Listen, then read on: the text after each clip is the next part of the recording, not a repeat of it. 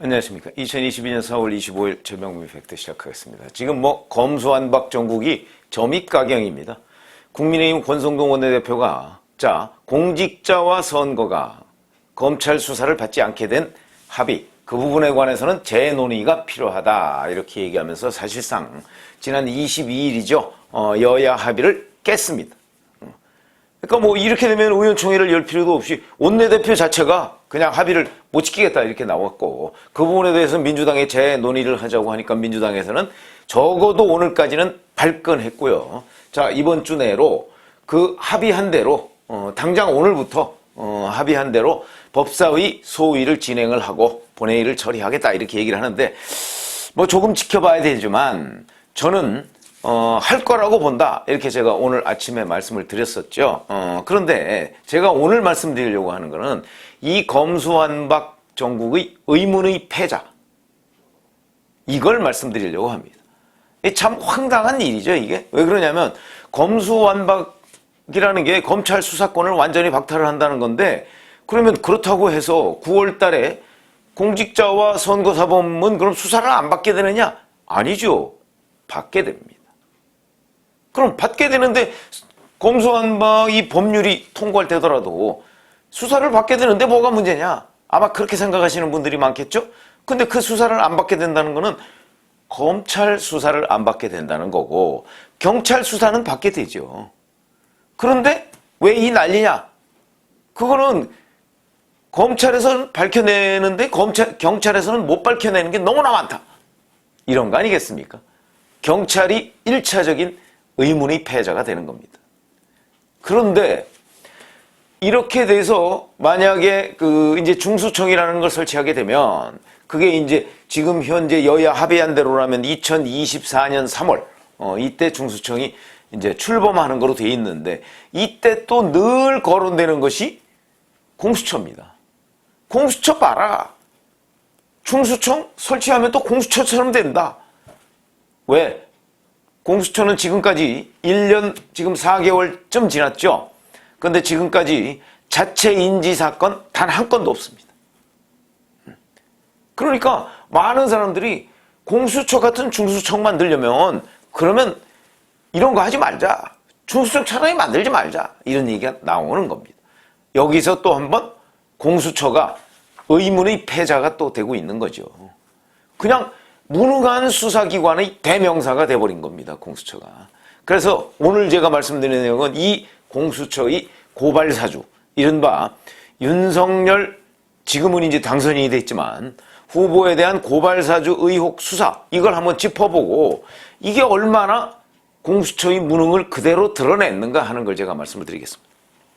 우선 지금 아마 기억에 가물가물하실 텐데, 공수처가 윤석열 국민의힘 후보를 피의자로 입건했다, 이렇게 발표한 적이 있습니다. 그게 작년 9월 9일입니다. 발표는 10일에 이루어졌고 9월 9일, 10일 날 발표하면서 어제 윤석열 국민의힘 경선 후보, 그때는 경선 후보입니다. 경선 후보를 피의자로 입건했다, 이렇게 발표를 했습니다. 이게 뭐냐면 고발사주 의혹과 관련한 겁니다. 그건 여러 가지 논란이 있었지만 검찰총장으로 있을 때 야당 의원에게 여권 인사의 고발을 시켰다, 이런 거거든요. 이거를 이제 사세행이라고, 잘 아시다시피 사법정의 바로세우기 시민행동 대표, 이 사람은 전문적으로 윤석열 전 검찰총장과 지금 국민의힘 관계자들을 고발하는 전문 고발인입니다. 이 사람이 9월 6일 날 고발을 했는데, 김한매라는 사람인데, 그거를 공수처 사건 분석 조사 담당관실에서 8일 날 불러서 이 고발인 조사를 했고, 그리고서 9월 9일부터 피의자로 윤석열 후보를 입건한 겁니다. 그러면서 이렇게 입건 발표가 있으니까 김기현 당시 국민의힘 원내대표가 이렇게 얘기했습니다. 정권이 유력 대선 후보를 흠집내기 위해서 아니면 말기식 수사를 벌이고 있다. 울산 선거공작 시즌2가 벌어지고 있다. 왜 그러냐? 바로 울산시장 선거공작 사건의 첫 출발이 김기현 원내대표가 현직 울산시장일 때 국민의힘으로부터 공천장을 받는 그날, 지금 민주당의 황운하 의원, 그때 울산지방경찰청장이었죠. 그 사람이 바로 김기현 당시 울산시장의 비서실을 압수수색합니다. 똑같죠? 그러니까 울산 선거공작 시즌2 얘기를 김기현 당시 원내대표가 그야말로 피해 당사자로서 얘기를 하는 겁니다. 자, 그로부터 피의자로 입건했으니까 이제 문제는 그 국회의원이라는 사람이 국민의힘 김웅 의원이고요. 그 다음에 고발사주를 시켰다는 김웅 의원과 연락을 주고받았다는 사람이 바로 손준성 검사입니다. 이 두 사람의 사무실을 압수수색하고 그러면서 손준성 검사에 대해서는 체포영장을 한 번 청구했었고 구속영장을 2번 청구했었습니다. 다 기각됐습니다. 체포영장과 구속영장은 잘 아시다시피 범죄 혐의가 확정적이다. 꼭 이런 건 아닙니다. 그냥 이 사람은 증거인멸이나 도주의 우려가 있으니까 신병을 확보하겠다. 이게 체포영장이고. 그 다음에 도주의 우려가 있으니까 또는 증거인멸의 우려가 있으니까 구속시켜서 수사하겠다. 이게 구속영장입니다. 구속영장 2번, 체포영장 1번을 법원에 청구를 했는데 법원이 다 기각해버렸습니다. 이 얘기는 무슨 얘기냐? 이렇게 되는 거죠. 아이고, 그 체포해서 꼭 수사할 필요 없습니다. 그건 뭐 텔레그램 대화방인가 뭐 이걸 통해서 주고받았다니까. 그건 뭐 증거로 다 남아있는데. 또 하나, 꼭 구속해서 수사할 필요 없습니다. 손준성 현직 검사인데 현직 검사가 도망가겠습니까? 그리고 증거인멸? 증거인멸 할 것도 없습니다. 뭐 텔레그램 대화방으로 대화를 주고받았다는데 무슨 증거인멸 할 게 있습니까? 다 기각됐습니다. 그리고 뭐 압수수색 뭐 이런 거 저런 거 계속해서 하고요. 뭐 영장 기각되고 어쩌고저쩌고 하면서 지금 얼마가 지났습니까? 7개월 보름이 지났습니다. 고발사주 이 의혹이라는 게 뭐 그렇게 대단하다고 7개월 보름을 수사를 했는데 그렇게 하고 나서 그 중간에 대선 끝났습니다. 잘 아시다시피 김진욱 공수처장은 이 윤석열 후보에 대한 수사를 입건을 했을 때 기자들이 뭐라고 했냐면 아니 지금 여야가 첨예하게 대선 그 경쟁을 하고 있는데 거기서 특정 후보를 이렇게 입건해서 하면 대선에 영향을 미칠 텐데요 라고 얘기하니까 선거에 영향을 미치지 않도록 하겠다고 약속한 적이 있습니다. 제 기억에는 그게 작년 8월이었습니다. 그런데 고발사주 의혹을 수사하면서 7개월 반이 지났고요.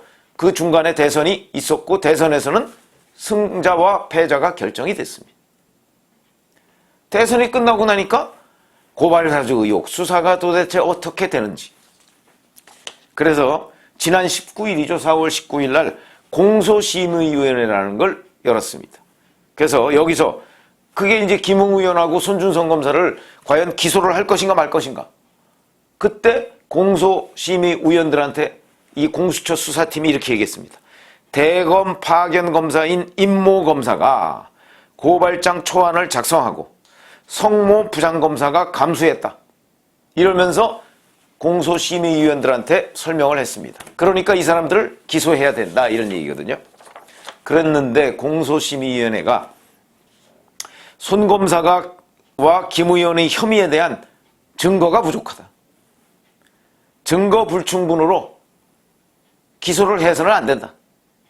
이런 의견을 냈습니다. 공수처가 이 공소심의위원회를 열리기 전에는 회의가 끝나면 의결 내용을 바로 발표하겠다 이렇게 얘기를 해놓고 회의가 끝나니까 4시간가량 회의를 했고 주요 피의자들에 대한 공수처의 종국적 처분과 관련한 의견을 심의 의결한 뒤 공수처장에게 권고했다. 권고 내용은 공수처장의 최종 처분이 내려지기까지 비공개하기로 했다. 이렇게 한번 보시죠. 자, 우선 작년 9월 달에 피의자로 입건한 게 고발을 했던 사람을 고발인 조사를 하고서 바로 다음날 피의자로 윤석열 당시 경선 후보를 입건했습니다. 말이 됩니까 이게?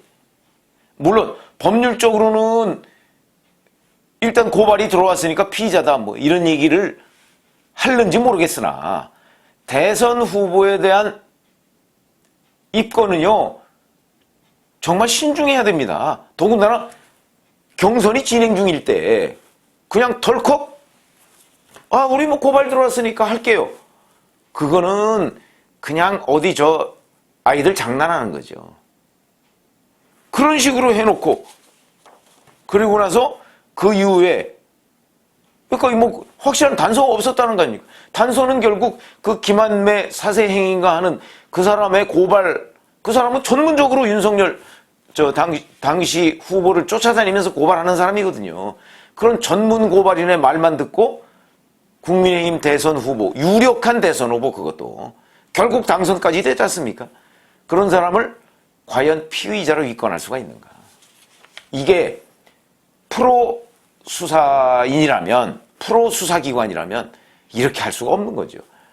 입건을 하지 말라는 얘기가 아니고 이 중체대한 시국에 당선이 유력한 사람을 입건하려면 그만큼 그 보강 증거나 뭐 이런 것들이 탄탄해야 되고요. 웬만하면 대선 전에 수사를 끝낼 수 있어야 하고요. 아니면 대선까지 가더라도 그 중간에 쓸데없는 힘을 쓰면 곤란합니다. 그게 수사의 이비시 아닌가요? 그런데 제가 보기엔 제가 그때도 여러 차례 보도를 해드렸는데 확실한 단서가 없습니다. 그런 상태에서 덜컥 윤석열 당시 경선 후보를 피의자로 입건하더니 윤석열 경선 후보 조사조차 못했습니다. 그러니까 늘 이 검수완박 정국에서 자 검찰 수사를 뭐 받게 하는 범위를 줄이겠다 뭐 이러면서 늘 무능한 수사기관의 예로 들먹거려지는 게 바로 공수처다. 지금 제가 말씀드렸죠? 고발사주 그 처음부터 지금 이제 뭐 결론이 임박했습니다. 언론 보도에 따르면 이번 주 내로 그러니까 4월 내로 이제 뭐 결판을 낸다 이렇게 결판을 내더라도 지금까지 보면 김웅 의원하고 손준성 검사 정도를 아마 기소하는 것 아닌가. 왜냐면 윤석열 당선인은 한 번도 조사를 하지 않았습니다. 왜? 제대로 된 증거가 없으니까. 그래놓고 작년 9월 9일 날 윤석열 후보를 피의자로 입건했다. 이러니까 공수처가 무능의 대명사가 되고 검수완박 정국에서 중수청을 만든다 그러니까 공수처처럼 되는 것 아니야? 라고 하는데 공수처는 거기에 대해서 한마디도 못하는 이런 일이 벌어졌습니다. 이게 바로 의문의 패자죠. 검수완박 정국의 제1의 패자는 경찰이고 제2의 패자는 공수처다. 그래서 제가 지금 공수처가 사건 하나를 예로 들어서 제가 설명을 드렸습니다. 왜 공수처가 검수완박 정국의 의문의 패자가 될 수밖에 없는가? 처음부터 제대로 된 판단과 제대로 된 수사를 했다면 오늘날 공수처가 이렇게 무능의 대명사가 되지는 않겠죠. 자, 그럼 지금 이제 공수처는 어떻게 해야 되느냐?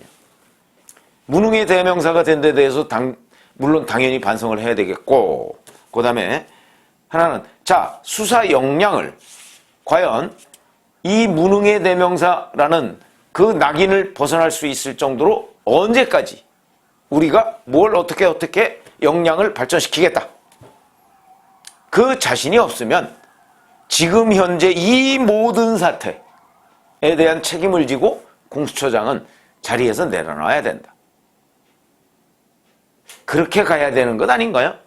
그게 그나마 공수처가 지금까지 이 아무런 것도 제대로 못하고 세금만 축냈던 데 대한 일말의 반성 아닌가. 저는 이렇게 생각을 해서 지금이라도 공수처가 정말 증거에 입각해서 이 고발사주 지금 7개월 반 지났는데 아직도 결론을 못 내렸다는 게 말이 됩니까? 그리고 윤석열 당선인이 한 번도 조사 못해. 이제는 조사 뭐 할 수는 있죠. 그러나 뭐 증거가 있었으면 벌써 소환조사 했을 거요. 지금까지 해놓은 행태를 봐서는 증거 없는 거 아닙니까? 증거 없으면 결론이라도 빨리 내든가. 그런 것 아닌가요? 그 전에 모든 무능의 대명사처럼 지금 거론되고 있는 데 대한 공수처 입장이 나와야 되고 그 부분에 대한 김진욱 공수처장의 본인의 입장과 처신, 앞으로 어떻게 하겠다. 이것도 발표를 해야 된다. 그렇지 않으면 정말 역사책의 무능의 대명사로 공수처가 남을 가능성이 있다. 그런 공수처를 두고 문재인 대통령은 계속해서 무슨 검찰개혁의 산물인 양 얘기를 하고 있습니다. 검찰개혁의 산물이 문재인 대통령 오늘 조금 전부터 마지막 기자간담회를 한다고 하는데, 그래 본인이 얘기하는 검찰개혁의 산물이 무능한 수사기관의 대명사인 공수처입니까?